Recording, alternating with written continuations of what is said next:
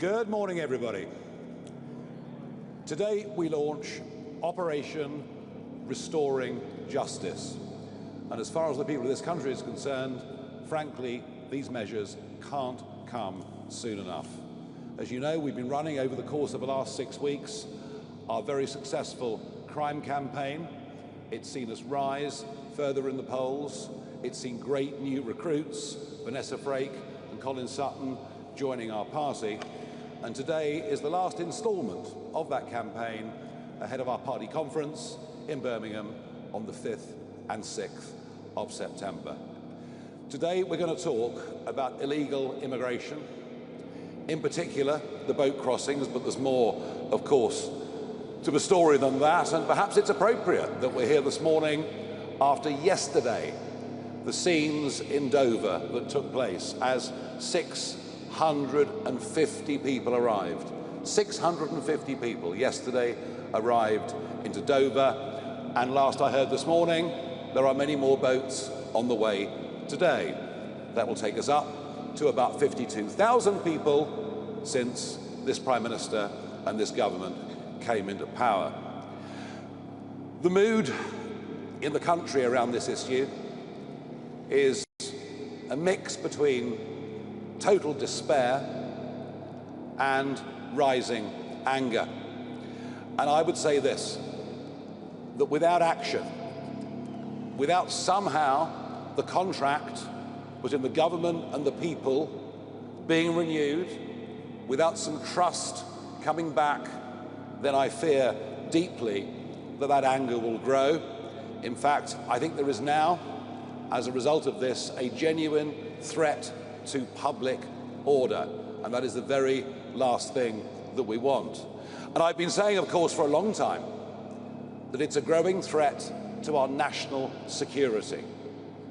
And we've seen just recently some arrests made of people that came by boat, and they are suspected of being involved in some form of terrorism.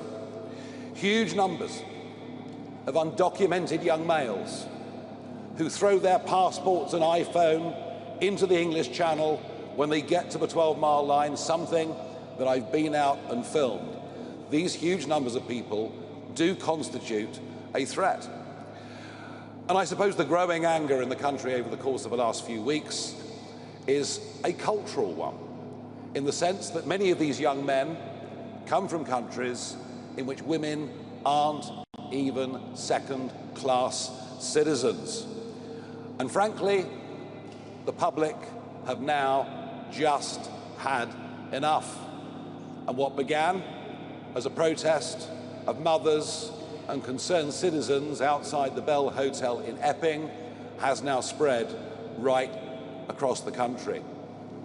And all of it really poses one big fundamental question. Whose side are you on? Are you on the side of women and children being safe on our streets? Or are you on the side of outdated international treaties backed up by a series of dubious courts?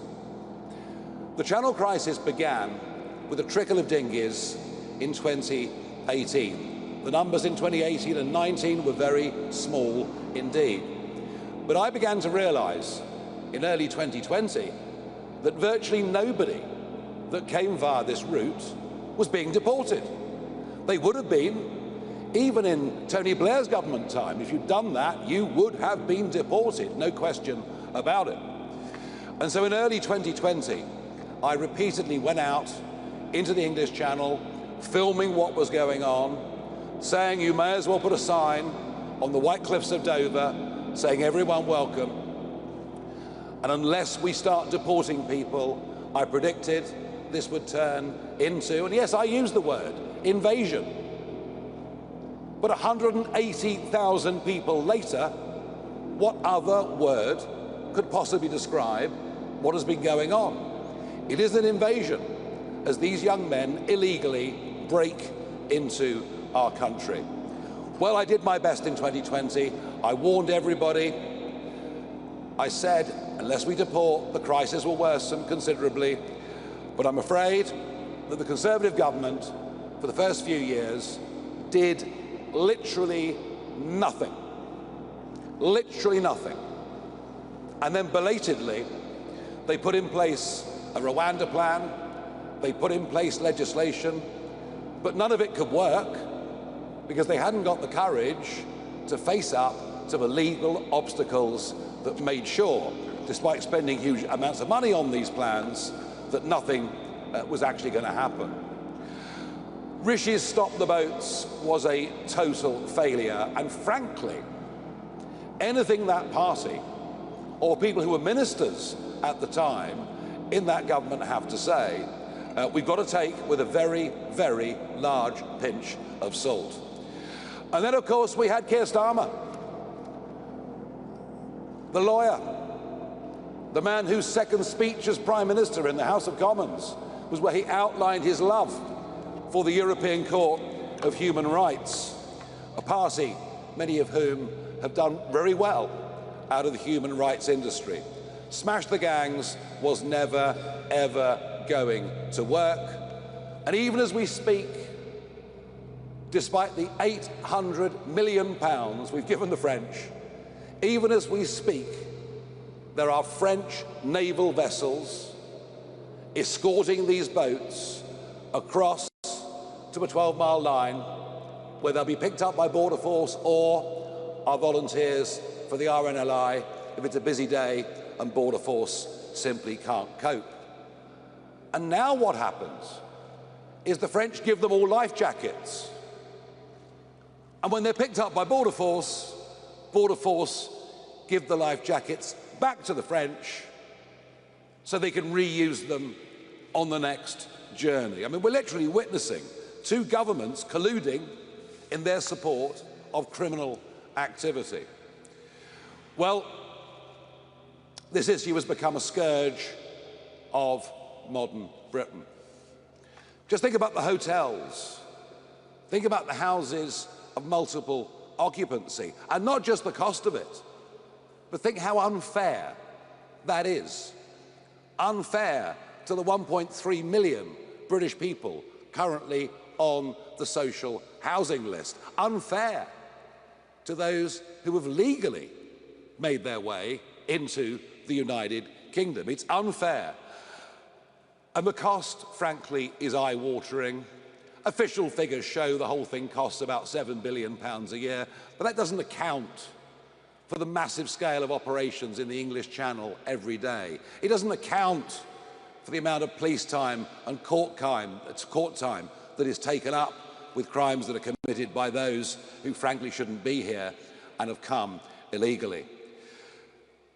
Our proposals will save, over the course of the next decades, tens and possibly even hundreds of billions of pounds. By the end of a first Parliament, we will have saved a huge amount of money. I understand the public have had enough of this, but here's what we have to do to make Operation Restoring Justice actually work. We have to leave the ECHR, no ifs, no buts. It may have been a good idea 80 years ago. Frankly, it isn't today. We have to repeal the Human Rights Act of 1998, brought in by a Blair government, many of whose families seem to do rather well off the back of it. We will, for a 5-year period, disapply the 1951 Refugee Convention and any other barriers that can be used by lawyers in this country to prevent deportations, to prevent the right thing from happening. We'll create a legal duty for the Home Secretary to remove those that come illegally. And crucially, we will detain all illegal migrants who come, and we will do so immediately. The only way we will stop the boats is by detaining and deporting absolutely anyone that comes via that route. And if we do that, the boats will stop coming within days, because there would be no incentive to pay a trafficker to get into this country. If you come to the UK illegally, you will be detained and deported and never, ever allowed to stay, period. That is our big message from today, and we're the first party to put out plans that could actually make that work. We will stop the boats from coming. There'll be no more incentive to pay traffickers. Public trust will be restored, and we genuinely are the only party that can be trusted on this. I am the only party leader that has been clear and consistent on this issue over the course of the last 5 years. And I have a feeling that what we're doing today with Operation Restoring Justice is going to be very popular in the wider country indeed. Now, to go through some of the operational phases we're going to need to go through and the structures we're going to need to set up, I'm going to invite Zia Yusuf onto the stage.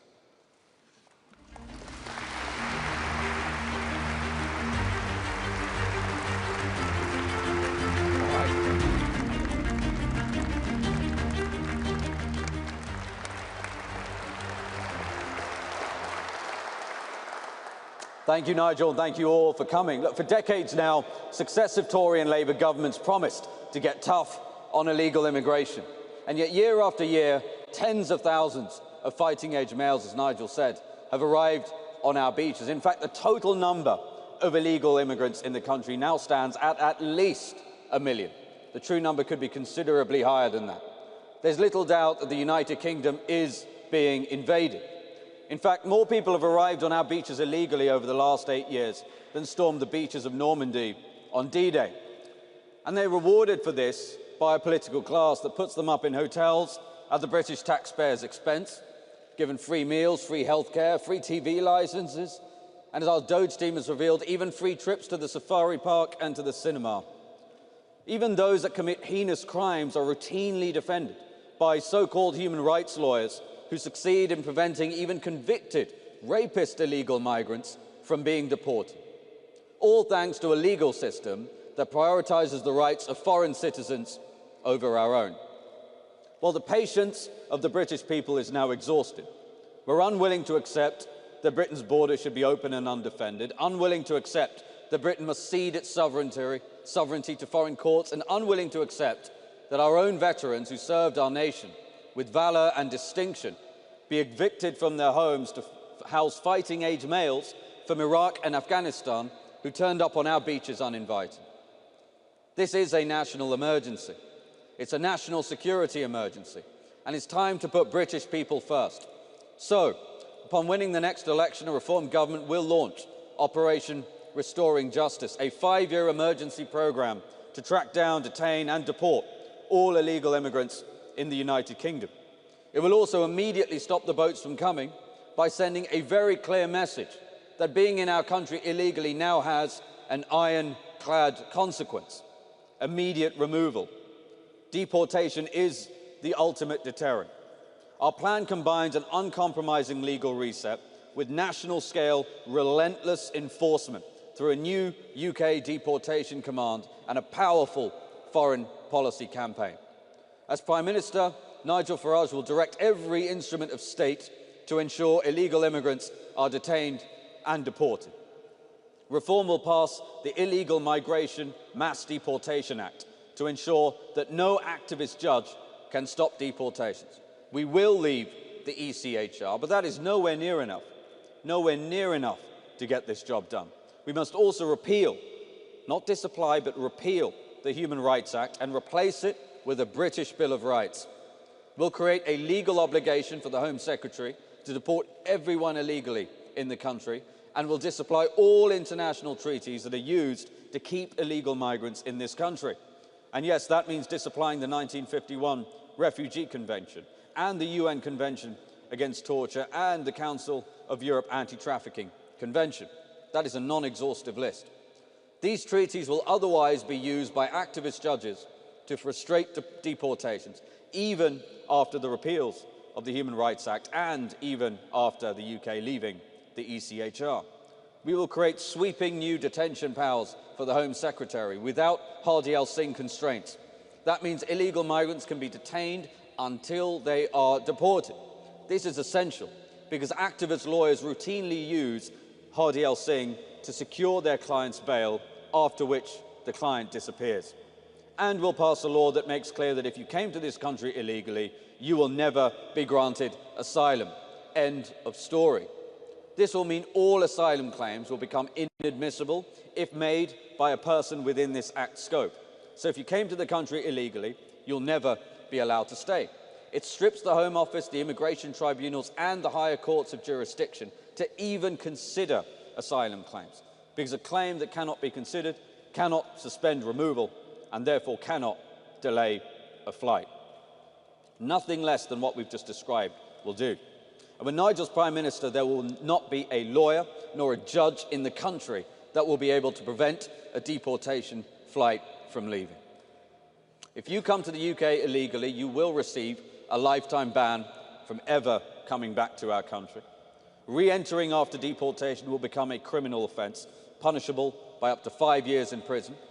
Deliberately destroying your identity documents, having come here illegally, will also become a criminal offence, punishable by up to 5 years in prison. We will pair this legislative reset with a UK deportation command. That is a dedicated force to identifying, detaining and deporting illegal migrants at scale. We'll create a cutting-edge data fusion centre that will automatically share data between the police, the Home Office, the NHS, the DVLA, HMRC and banks. This will allow Deportation Command to relentlessly track down and detain all those who entered our country illegally.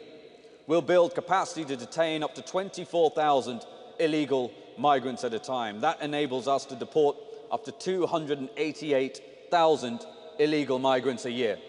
Detention will mean deportation. No chance of bail, no chance of absconding. We will expand charter flights to 5 departures every day, and to guarantee success, His Majesty's Royal Air Force will keep a Voyager aircraft on standby as a hot spare. So even if a plane has mechanical issues, flights will not be stopped, deportations will not be delayed. And beyond our shores, our Foreign Office will act with the urgency of a nation that is determined. Return agreements will be secured. Countries of origin will take back their illegals. Where persuasion and financial incentives fail, we will use leverage. If a country refuses to take back their illegal migrants, we will stop issuing visas to people from that country, and if necessary, we will sanction them.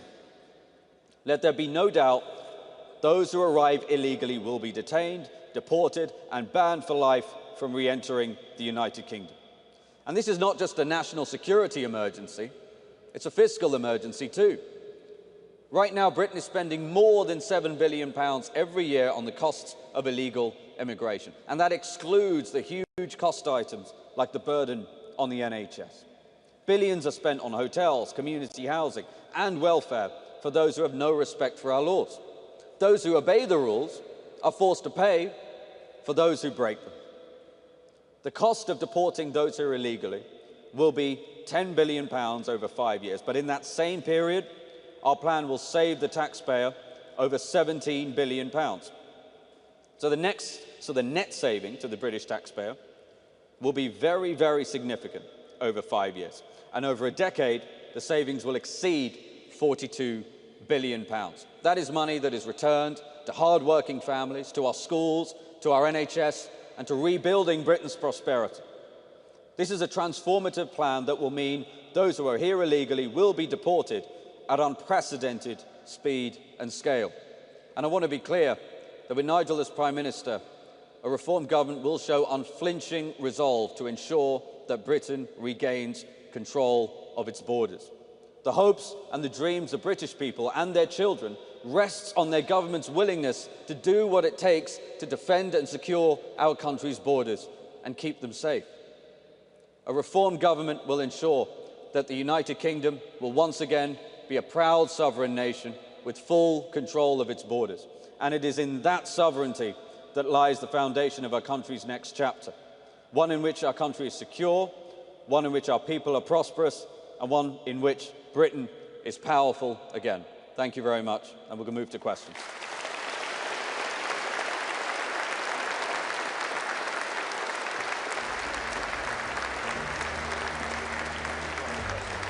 I'll go this side. This is my hearing. Zia, thank you very much indeed. Right, we have a pretty extensive list of questions from the press, and the first up is Ben Wright from the BBC.